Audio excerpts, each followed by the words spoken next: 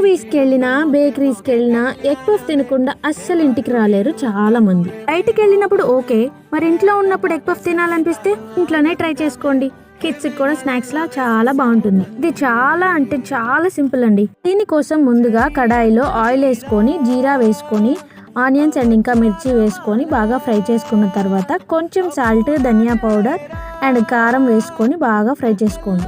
కొత్తిమీర కూడా వేసి ఫ్రై చేసుకోండి. ఆ తర్వాత బ్రెడ్ ని ఇలా రౌండ్ గా కట్ చేసుకొని ఒక గిన్నెలో 1 స్పూన్ మైదా పిండి 1 స్పూన్ వాటర్ వేసుకొని ఇలా మిక్స్ చేసుకొని పెట్టుకోండి. ఆ తర్వాత బ్రెడ్ పీసెస్ మీద ఫ్రై చేసుకున్న ఆనియన్స్ పెట్టి హాఫ్ బాయిల్డ్ ఎగ్ పెట్టి ప్రెస్ చేసేయండి. ఆ స్టఫింగ్ అంతా బయటికి రాకుండా మైదా పిండిని కొంచెం రాసేసి ఆ బ్రెడ్ పీసెస్ ని స్టిక్ చేయండి. ఇప్పుడు ఒక బౌల్లో బీట్ చేసి పెట్టుకున్న ఎగ్ మరొక బౌల్లో బ్రెడ్ క్రమ్స్ పెట్టేసుకోండి.